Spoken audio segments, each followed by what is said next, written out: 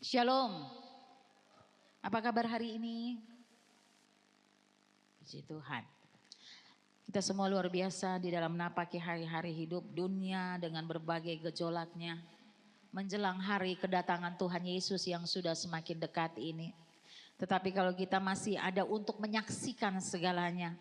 Bukan karena kita bisa, bukan kita mampu. Tapi Tuhanlah yang memberikan kesempatan di dalam anugerahnya. Dan Tuhan juga yang menopang, menolong kita senantiasa. Sehingga kita ada di saat ini. Bapak Ibu yang diberkati Tuhan, kita akan mendengarkan firman Tuhan di pagi ini. Yang terambil di dalam Injil Matius pasal yang kedua.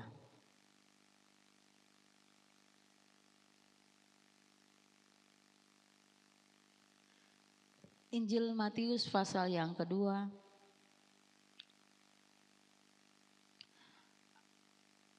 Ayat yang pertama sampai pada ayatnya yang ke-12.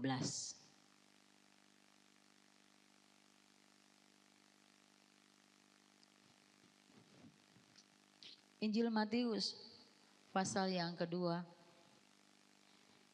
Ayat yang pertama sampai ayatnya yang ke-12.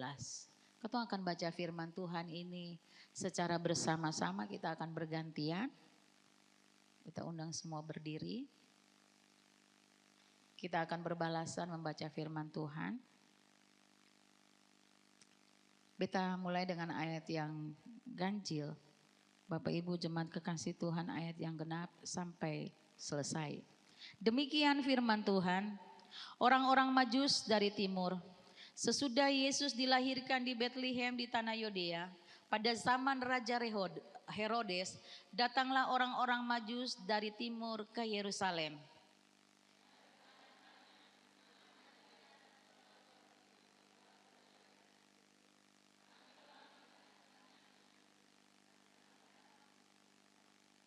Ketika Raja Herodes mendengar hal itu, terkejutlah ia beserta seluruh Yerusalem.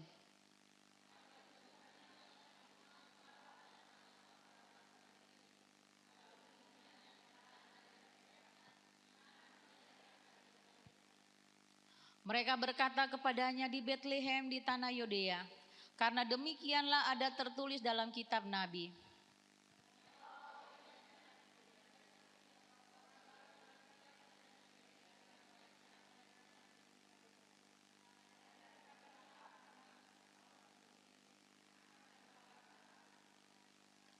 Lalu dengan diam-diam Herodes memanggil orang Majus itu dan dengan teliti bertanya kepada mereka, bila mana bintang itu nampak.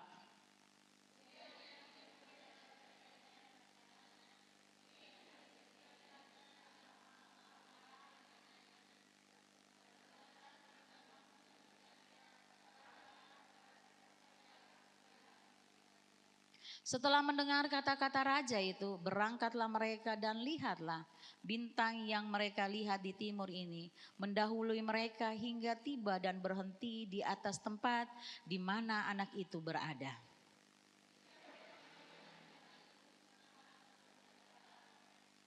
Maka masuklah mereka ke dalam rumah itu dan melihat anak itu bersama Maria ibunya.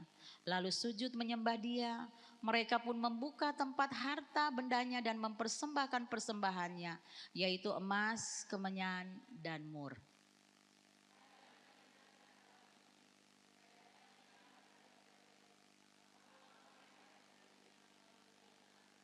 Amin.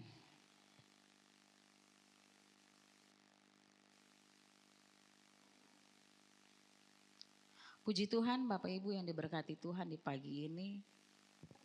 Kita baca firman Tuhan. Mungkin firman Tuhan ini kita sering dengar pada waktu dan saat Natal. Bahkan setiap pentas-pentas yang disampaikan lewat drama apapun yang disampaikan oleh anak sekolah minggu, pemuda, remaja. Bahkan orang tua juga ketika Natal ada persembahan-persembahan pentasan yang mereka hadirkan untuk memeriahkan Natal di setiap acara demi acara. Dan ini kita kenang seterusnya. Selalu ingat, oh iya ada orang Majus. Oh iya ada bintang di timur. Oh iya ada kandang di mana Yesus lahir. Itu yang seringkali kita dengarkan dan memang sangat membekas di dalam pikiran kita. Tetapi ketika kita membaca firman Tuhan dan hidup saat ini, satu hal yang kita renungkan, bahwa Yesus yang berjanji, dia tidak pernah membatalkan janjinya atas kehidupan kita. Nubuatan tentang kelahiran Tuhan Yesus bukan satu hari terjadi atau satu malam terjadi. Beribu-ribu tahun, artinya 2000 tahun pada zaman Allah Bapa, 2000 tahun di dalam zaman Tuhan Yesus, 2000 tahun untuk zaman Roh Kudus yang saat ini kita nikmati. Tetapi satu hal, nubuatan itu terjadi jauh sebelumnya. Tetapi satu hal, ketika kita merenungkan firman Tuhan, mungkin jarak waktunya yang panjang untuk semua hal yang dijanjikan di dalam firman-Nya, tetapi dia selalu menggenapi firman-Nya. Amin. Natal menunjukkan bahwa kasih-Nya yang besar bukan hanya janji, tetapi dia menepatinya, bahwa seorang anak akan lahir dan dia akan menebus isi dunia ini. Dia akan memberikan Kristus ganti dosa kita. Jadi kita mau katakan Natal bukan sekedar perayaan kelahiran Yesus, tetapi peristiwa Allah yang datang menebus manusia. Pertanyaan penting bagi kita sebagai umat yang telah ditebusnya, bagaimana seharusnya kita merespon Kristus dalam hidup kita sehari-hari? Jawabnya terlihat jelas dalam sikap orang Majusi ini. Mereka tidak hanya datang melihat Yesus, tetapi mereka menyembah, mereka mempersembahkan yang terbaik. Inilah gambaran hidup umat tebusan, umat yang hidupnya menjadi persembahan. Bapak Ibu yang kekasih, orang Majus juga yang langsung tahu kata itu seorang raja. Kalau tidak ada tanda yang menuntun mereka, yang membuktikan bahwa nanti ada seorang raja lahir, bintang sebagai tanda bahwa ada seorang anak yang akan menjadi raja, dia lahir. Mereka juga tidak bisa menjumpai dia di mana pada saat itu tidak ada.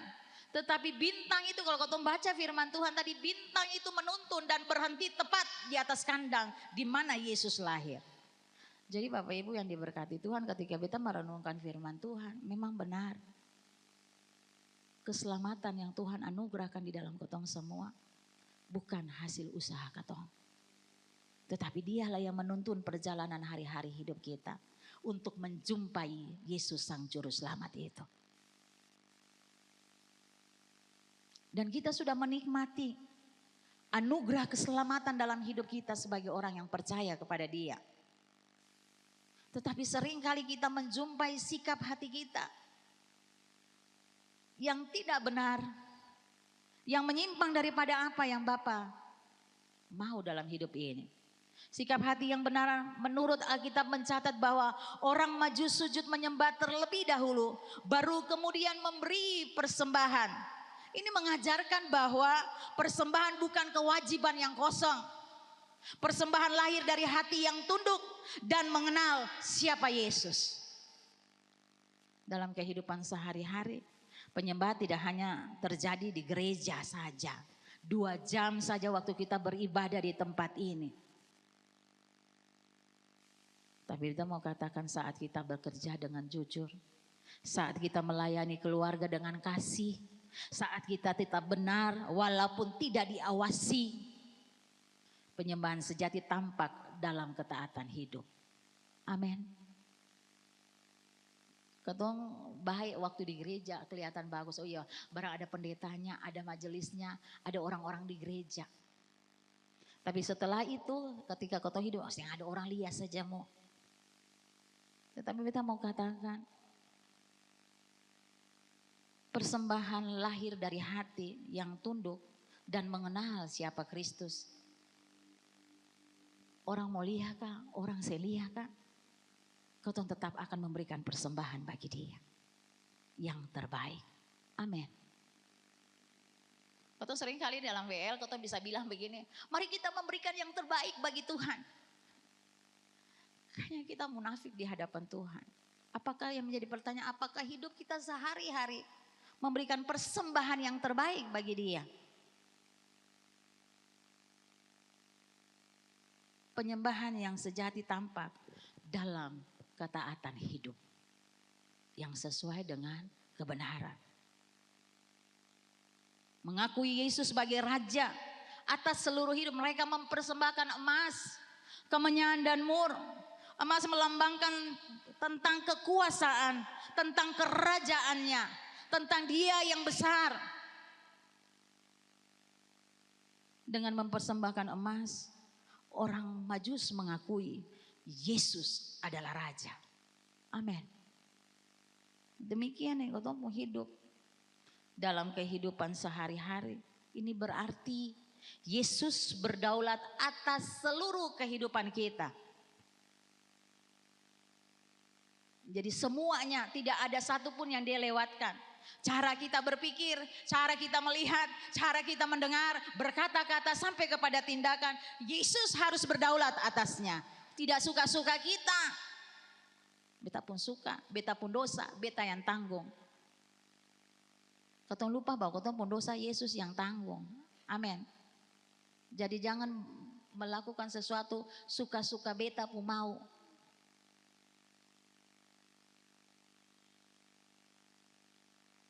Yesus berdaulat atas setiap keputusan kita. Kita mau ambil keputusan di dalam hidup ini, semuanya kembali kepada perkataan firman Allah. Amin. Mungkin hal-hal yang kecil, tapi beta mau katakan ada hal-hal yang kecil sampai hal-hal yang besar. Mungkin kita menganggap ini hal yang kecil tidak perlu, tidak sesuai dengan firman Jos yang apa-apa. Barang kecil juga tidak berdampak bagi orang lain, tapi berdampak bagi surga, berdampak atas hidupmu. Amin. Seringkali kau bilang sudah parlente kecil saja, kan Jos tidak mempengaruhi, tidak membuat orang lain susah. Seringkali dari tempat ini kita sering bilang begini, halo, ada di mana? Waktu kau mau pergi keluar, kau janjian dengan seseorang biasa atau dengan teman-teman, halo, ada di mana? Baru keluar dari kamar mandi nih, kau bilang sudah, kau tunggu Oto, ada sementara tunggu Maxim. Mungkin itu tidak mempengaruhi orang lain. Tapi beta mau katakan, firman Allah bilang begini, ya di atas ya, tidak, selebihnya itu dari setan. Jadi beta mau katakan persembahan hidup ini bukan kau lihat nanti yang besar, yang spektakuler itu boleh persembahan hidup. Mulai firman Allah bilang mulai dari perkara-perkara yang kecil. Kalau kau setia dengan perkara yang kecil, Tuhan pasti memberkati dengan perkara-perkara yang besar. Amin. Mungkin di dalam contoh dalam gereja misalnya, mungkin kau cuma setia sebagai orang yang kasih bersih-bersih gereja, yang tampil di muka, macam ibu yang berdiri nih. Tapi beta mau katakan, semua hal dalam hidup ini upahnya sama. Amin. Mungkin tidak nampak oleh orang lain. Mungkin tidak ada tepuk tangan juga bagi mereka. Tetapi semua hal yang kita kerjakan dengan takut akan Tuhan, dengan penuh penyembahan kepada Dia, bahwa Dia Raja, Dia yang punya pekerjaan ini, Dia yang punya hidup ini, beta sangat percaya pasti kita diberkati oleh Dia. Amin. Firman Tuhan bilang persekutuanmu dengan Tuhan, jerih payahmu tidak pernah sia-sia. Persekutuan itu dari tempat ini beta bilang persekutuan itu bukan soal berdoa saja, soal baca firman saja, tetapi waktu kita melakukannya, jerih payah kita tidak pernah sia-sia.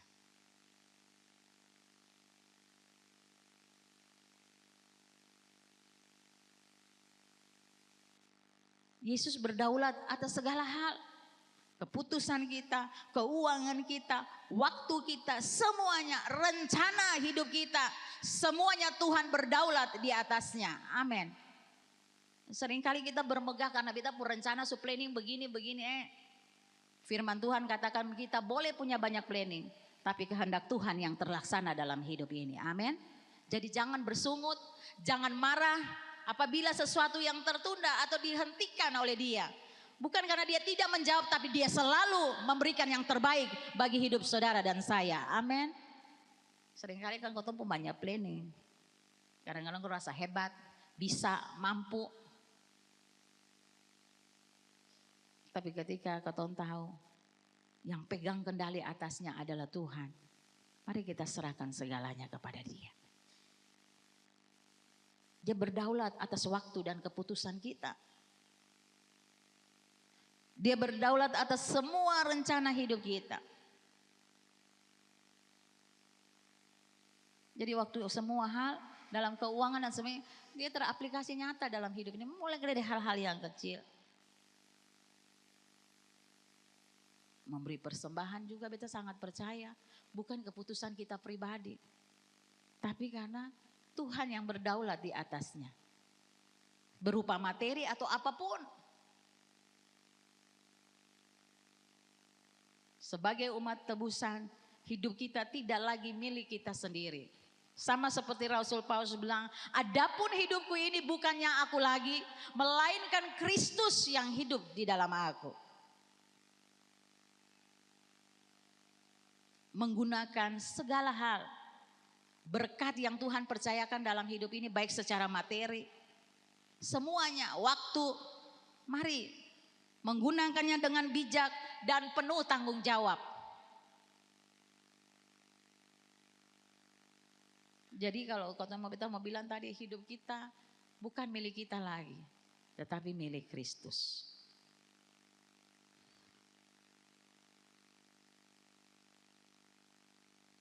Satu hal mau bikin, Tuhan memberikan hidupnya 100% bagi saudara dan saya, tergantung di atas kayu salib, nyawa taruhannya.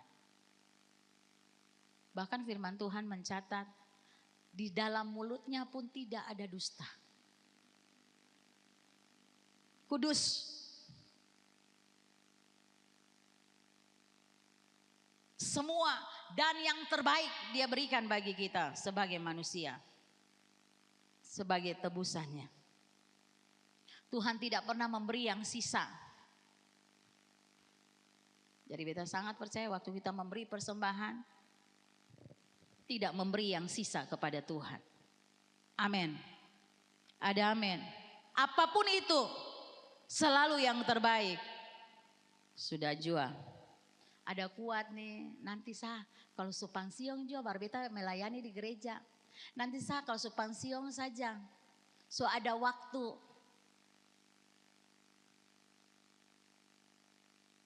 Sisa-sisa. Begitu juga bawa persembahan di muka nih. Sisa dari semua. Sisa dari uang kembali bali ikan, sayur, minyak, kelapa dan sebagainya. Cakar akan lah kalau kau tuh kocok-kocok akan begini lah. Ada sudah ada sisik ikan lah dia akan lah baru taruh. Sebegitu.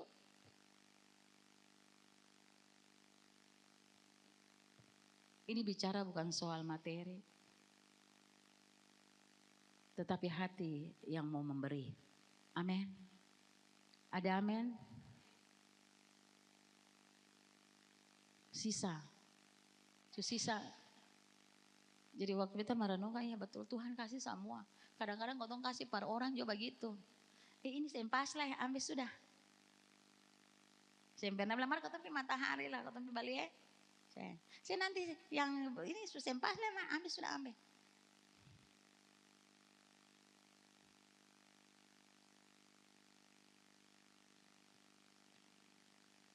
Kadang-kadang anak-anak nih tuh, supung semua. Datang mama ulang tahun, kau tumpi matahari, cari yang diskon 75% juga. Antuju sen tahu.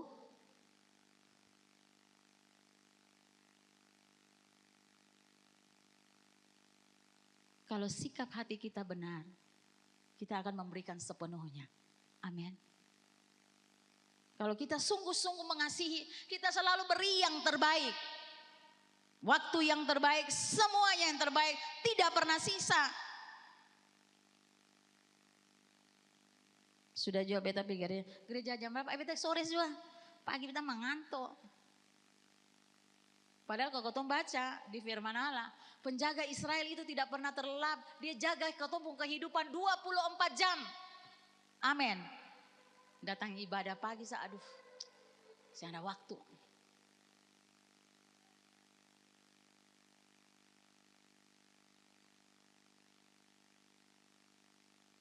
Jadi mari perhatikan firman Tuhan. Tidak memberi dengan sisa, tetapi yang terbaik. Sebagai umat tebusannya,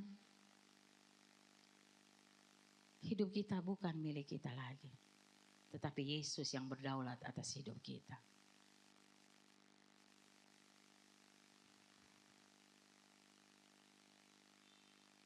Emas, kemenyan, dan mur. Hidup yang harum di hadapan Tuhan dan sesama. Amin. Kemenyan dipakai dalam ibadah dan menghasilkan bau harum. Kalau bangsa Israel itu biasa pakai wangi-wangian. Ini melambangkan hidup yang berkenan kepada Tuhan dan menyenangkan hati Tuhan. Dalam kehidupan sehari-hari, perkataan kita menjadi berkat, bukan luka. Sikap kita membawa damai, bukan pertengkaran. Kehadiran kita membawa terang, bukan masalah.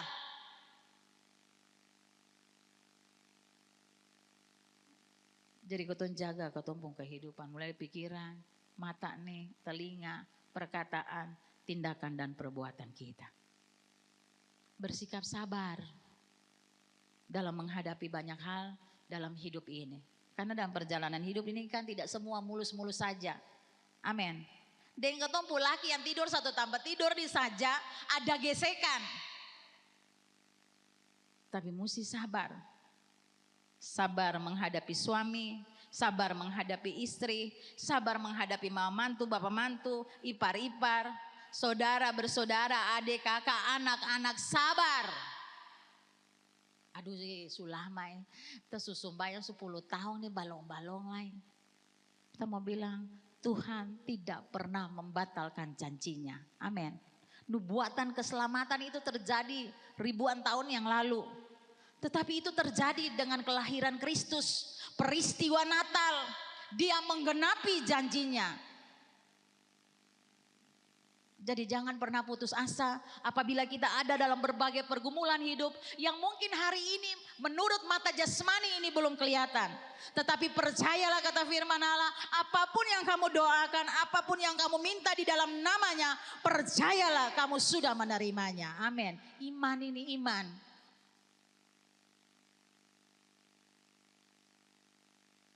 Hidup yang berbau harum menjadi teladan di tengah-tengah kehidupan keluarga, menjadi teladan di tempat kerja, menjadi teladan di mana saja Tuhan tempatkan kita, di tengah-tengah lingkungan pendidikan kita, pekerjaan kita, di mana Tuhan tempatkan kita, di mana saja usaha kita, masyarakat umum ini, supaya semua orang yang memandang engkau memuliakan Bapamu yang di surga, kata firman Allah. Amin. Hidup yang harum adalah kesaksian tanpa kata. Saya perlu berkata-kata, tapi melakukan. Akhirnya kalau kau terlalu banyak berkata-kata,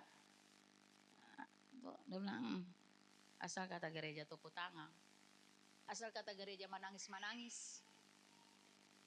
Tapi dong ada baku maki ancur di pasar sana, baku maki ancur di rumah, di tengah-tengah keluarga, rumah tangga, dan sebagainya.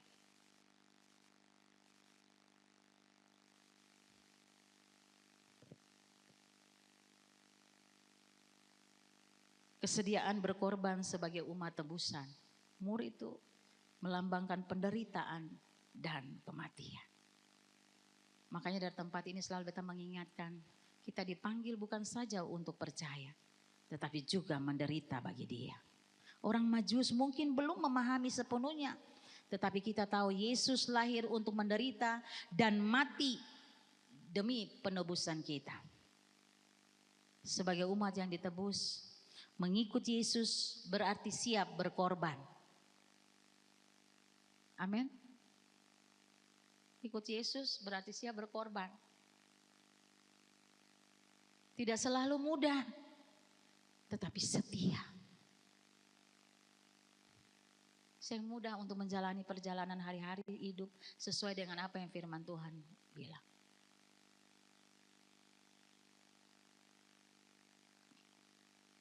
Karena ada ayat-ayat firman Tuhan seringkali kita bilang di tempat ini, bahwa kalau orang tampar pipi kiri atau pipi kanan, kasih pipi kiri kanan. Saya gampang, menderita, mengampuni. Bukan pekerjaan yang mudah yang terjadi satu malam. Tetapi waktu kita mau belajar mengampuni, belajar menerima, sama seperti Yesus menerima kita apa adanya dalam berbagai kekurangan hidup ini, dengan pelanggaran kita yang begitu banyak. Tetapi Dia menerima kita apa adanya. Dan firman Tuhan mencatat, setiap kita datang kepada Dia, Yesus tidak pernah membuang kita. Amin. Dia tidak pernah buang kita. Dia yang bilang begini, oh pindah. Dosa terlalu banyak, itu sularang-larang. Saya kos tinggal saat tidak.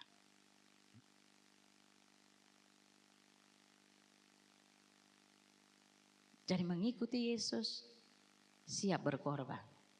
Pikul salib. Tidak selalu mudah, tapi mari katong setia untuk melakukannya. Mengampuni meski disakiti, sing enak. Tetap jujur walaupun dirugikan. Melayani terus walau tidak dihargai. Melayani itu nanti bukan di gereja saja. Di dalam kehidupan kita, di dalam rumah tangga kita, dalam tugas dan tanggung jawab kita masing-masing.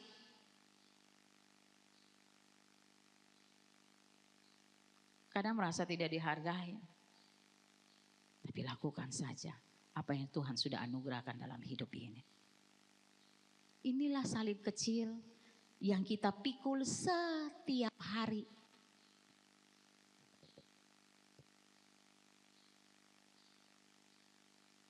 Hidup yang diserahkan sungguh-sungguh kepada Dia. Tuhan tidak terutama mencari emas, kemenyan dan murah kita, tetapi hati dan hidup kita. Persembahkanlah tubuhmu sebagai persembahan yang hidup, yang kudus dan yang berkenan kepada Allah. Persembahkanlah tubuhmu sebagai persembahan yang hidup, kudus dan yang berkenan kepada Allah. Emas, kemenyan dan murah. Itu ibadahmu yang sejati, kata firman Tuhan. Jangan kau berpikir bahwa di dalam gereja kau lihat orang itu, lompat-lompat berbahasa roh dan sebagainya, itu baik. Tapi ingat, persembahkanlah tubuhmu sebagai persembahan yang hidup, yang kudus dan yang berkenan kepada Allah. Itu ibadahmu yang sejati. Setiap hari adalah apa? Kesempatan memberi persembahan. Di rumah, di tempat kerja, di gereja, di tengah masyarakat. Jadi beta mau katakan cerita ini yang selalu dibawakan di Natal, yang selalu kita ingat, adalah mengingatkan ketong semua bahwa Kristus telah memberi dirinya lebih dulu. Kita ditebus dengan darah yang mahal. Maka mari respon yang benar dari kita adalah hidup yang diserahkan sepenuhnya kepada Tuhan. Seperti orang Majus, mari kita datang kepada Yesus dengan hati yang menjemah. Memberi yang terbaik. Menjadikan seluruh hidup sebagai persembahan. Waktu datang memenuhi tempat ini juga beta sangat percaya, bukan juga tercatat sebagai anggota gereja. Tapi satu hal, kerinduan kita memberikan persembahan kepada Dia. Mengucap syukur atas kebaikan Tuhan. Memberi yang terbaik. Menjadikan seluruh hidup sebagai persembahan. Persembahan yang sejati bukan hanya apa yang kita berikan di gereja, tetapi bagaimana kita hidup setiap hari sebagai umat yang telah ditebus oleh Kristus. Ini berbicara tentang apa yang orang Majus bawa kepada Yesus.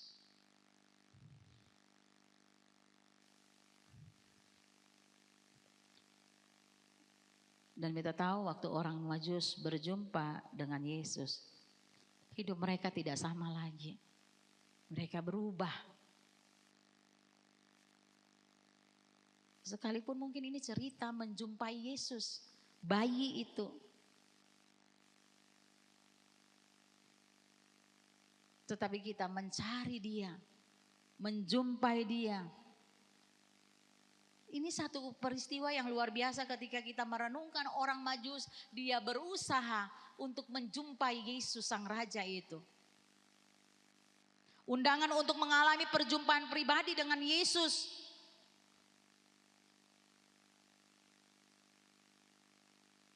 Dan kita memperhatikan bahwa orang-orang Majus tidak berubah karena perjalanan mereka. Mereka berubah karena perjumpaan mereka dengan Yesus. Perubahan hidup ini tidak dimulai dari tekad manusia, tetapi dari hati yang mau datang dan berjumpa dengan Kristus. Jadi ada 2 poin yang kita lihat dari cerita ini. Tentang orang Majus ini, sesuatu yang dia persembahkan bagi Yesus. Dan juga ada perubahan hidup, ada dampak bagi dirinya sendiri. Bagi ketiga orang Majus ini. Tetapi dari hati yang mau datang, jadi mereka melihat. Dan kita sangat percaya karena Roh Kudus itu bekerja di dalam mereka. Datang kepada Yesus apa adanya. Orang Majus datang dengan keterbatasan, dengan pertanyaan, bahkan dengan resiko. Yesus tidak menolak mereka. Hari ini juga Tuhan mengundang kita untuk datang kepada Dia. Datang dengan luka, datang dengan dosa, datang dengan pergumulan, datang dengan kelelahan hidup.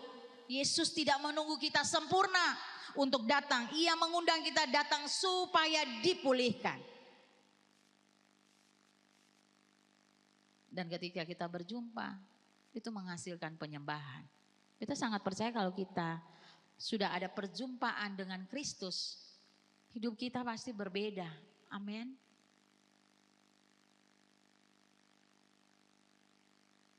Dan perjumpaan yang sejati dengan Yesus melahirkan apa? Kerendahan hati. Pengakuan bahwa Yesus adalah Raja, penyerahan hidup sepenuhnya. Hari ini Tuhan rindu bukan hanya ibadah rutinitas, tetapi penyembahan yang lahir dari hati yang berjumpa dengannya. Firman Tuhan bilang begini, siapa yang bisa menambahkan sehasta saja dalam hidup ini?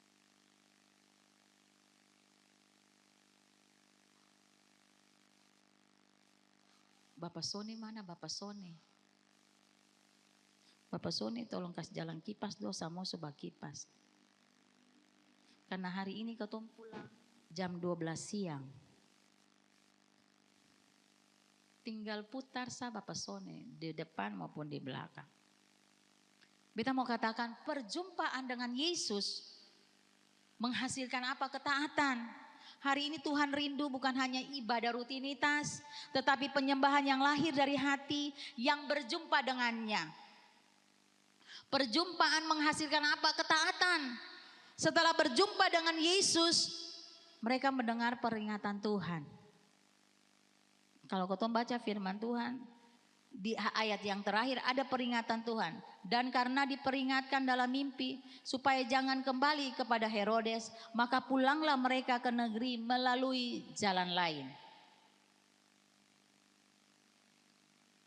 Tenang, kipas ini yang akan don terangkat ke surga. Udah masih ditampa.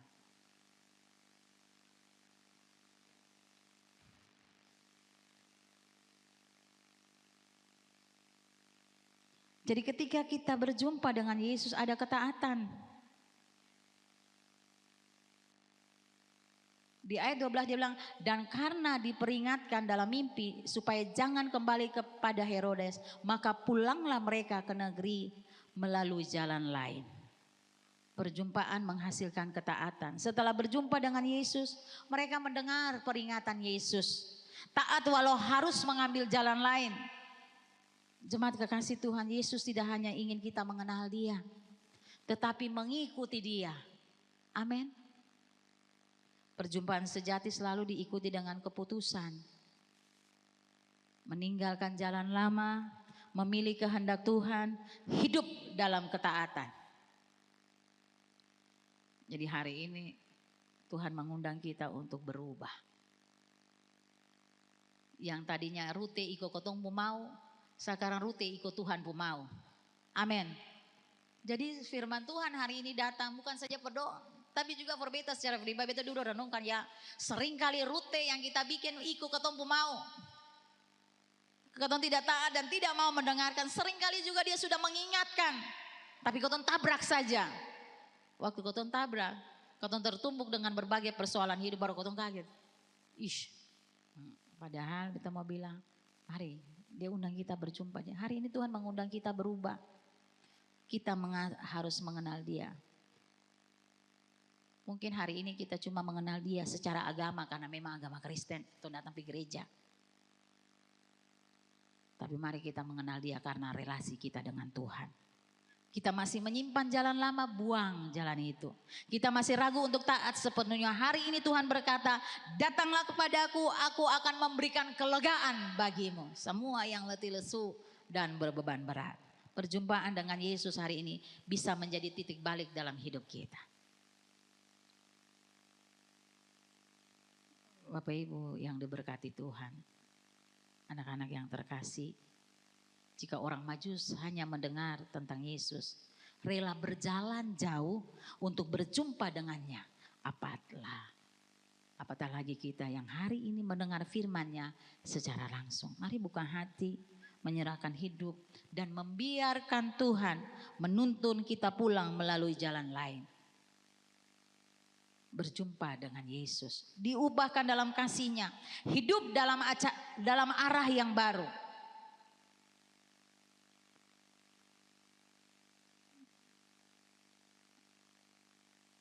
Jadi kita melihat firman Tuhan hari ini, ada 2 poin yang kita perhatikan. Tentang persembahan